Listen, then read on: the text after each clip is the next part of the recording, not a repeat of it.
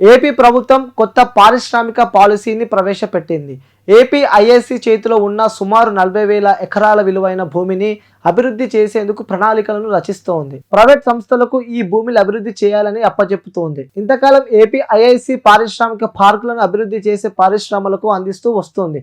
కనీసం 10 ఎకరాల నుండి 100 ఎకరాల్లో ఎంఎస్ఎంఈ పార్కులు, 100 నుంచి 1000 ఎకరాల పైగా భారీ పారిశ్రామిక పార్కులను ప్రైవేట్ రంగానికి నిర్మాణాలకు మేరకు అనుమతిస్తూ కూటమి ప్రభుత్వం ఆదేశాలు జారీ చేసింది. ఆంధ్రప్రదేశ్ ప్రైవేట్ పారిశ్రామిక పార్కుల పాలసీ విడుదల చేసింది. పూర్తిగా ప్రైవేట్ భూముల్లో లేదా ప్రభుత్వ భూముల్లో, పూర్తిగా ప్రభుత్వ భూముల్లో ప్రైవేట్ సంస్థల పార్కులను అభివృద్ధి చేసే వారికి ఎకరానికి 3 లక్షల నుంచి 5 లక్షల వరకు సబ్సిడీలతో పాటు వ్యవసాయ భూ బదిలింపులు ఛార్జీలు, లేఅవుట్ ఛార్జీలు, అలాగే స్టాంప్ డ్యూటీలో 100% వరకు మినహాయింపు ఇస్తుంది. ఎంఎస్ఎంఈ పార్కుల్లో 35% వరకు, మెగా పార్కులో అయితే భూమిలో గరిష్టంగా 10% వరకు ఇతర అవసరాలు ఉంటే హోటల్స్, నివాస గృహాలు, అలాగే సర్వీస్ అపార్ట్మెంట్లు, హాస్పిటల్స్, స్కూల్స్ వంటి నిర్మాణాలకు కూడా వినియోగదారులకు అనుమతి ఇచ్చింది చంద్రబాబు సర్కార్. పారిశ్రామిక పార్కు నిర్మాణ దశలను ఆధారంగా మొత్తం 5 దేశాల్లో ఈ రాయితీని ప్రభుత్వం విడుదల చేస్తుంది. ఎస్సీ ఎస్టీలకు గత ప్రభుత్వం సబ్సిడీలను 45% వరకు ఇస్తే కూటమి ప్రభుత్వం దాన్ని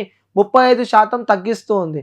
దీంతో పార్కుల నిర్మాణం ప్రైవేటు చేతుల్లో వెళ్లడంతో తమకి భూమి కేటాయింపులు ఉండవని దళిత్ ఇండస్ట్రీస్ అసోసియేషన్ జాతీయ అధ్యక్షుడు డాక్టర్ మామిడి సుదర్శన్ ఆందోళన వ్యక్తం చేస్తున్నారు.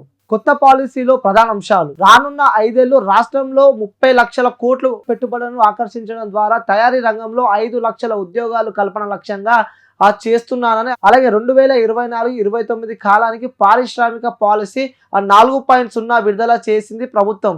ఇందులో వాస్తవ రూపాల్లో రూపాయలు 5 లక్షల కోట్లు పెట్టుబడులు వస్తున్నాయి. ఈ 5 ఏళ్లలో 83,000 కోట్లు విదేశీ పెట్టుబడులను ఆకర్షించడమే లక్ష్యంగా ప్రతి నియోజకవర్గంలో ఒకటి చొప్పున మొత్తం 175 పారిశ్రామిక పార్కులను అభివృద్ధికి శ్రీకారం చుట్టింది. తొలిసారిగా పిఎల్ఐ సబ్సిడీ, అలాగే ఎంప్లాయ్మెంట్ సబ్సిడీ, డీకార్బనైజేషన్ సబ్సిడీలు, మొత్తం పెట్టుబడులతో సబ్సిడీలు 75%కి పరిమితం అయింది. పాలసీ 5 ఏళ్ల గడువును మరింత పెంచే అవకాశం ఉంది. సవరణ చేసే హక్కు ప్రభుత్వానికి ఉందంటోంది. కొత్తగా పెట్టుబడులు పెట్టే సంస్థతో పాటు ఇప్పటికీ పెట్టుబడులు పెట్టి ఉన్న వారికి కూడా ఆ కొత్త విస్తరణ చేపట్టే వారికి ఈ పాలసీ వర్తిస్తోంది. 2023-25 పాలసీ కింద పర్మిషన్లు పొందిన వారికి పాలసీ కాలం పరిమితం తీరే వరకు రాయితీ వర్తింపు. 50,000 కోట్లు పెట్టుబడులు, 5 లక్షల ఉద్యోగాలు కల్పించడమే ఎంఐఎం ఈ పాలసీని తీసుకొచ్చింది. గత ప్రభుత్వంలో మాజీ సీఎం వైఎస్ జగన్ ప్రభుత్వం హయాంలో రాష్ట్రం సాధించిన విజయాలను పారిశ్రామిక పాలసీలో పేర్కొన్నారు. లెజిస్టిక్ ఈజ్ అక్రాస్ డెవలప్మెంట్ స్టేట్స్ 2023లో కోస్తా తీర రాష్ట్రంలో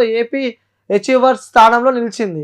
నీతి ఆయోగ్ 2022 నివేదిక ప్రకారం ఎగుమతుల్లో రాష్ట్రం 8వ స్థానానికి ఎగబాకింది. దేశవ్యాప్తంగా టాప్ 100 ఎగుమతి జిల్లాల్లో 8 జిల్లాలు ఏపీ నుంచే ఉన్నాయి. ఇందులో విశాఖ, తూర్పు గోదావరి జిల్లాలు ఎగుమతుల్లో దేశంలోనే మొట్టమొదటి స్థానంలో నిలిచాయి. నీతి ఆయోగ్ సుస్థిరాభివృద్ధి లక్ష్యాలు 2023-24 నివేదిక ప్రకారం ఏపీ 10వ స్థానంలో నిలిచింది. ఎనర్జీ ఎఫిషియన్సీ ఇండెక్స్ 2023 ప్రకారం ఏపీ 7వ స్థానంలో నిలిచింది.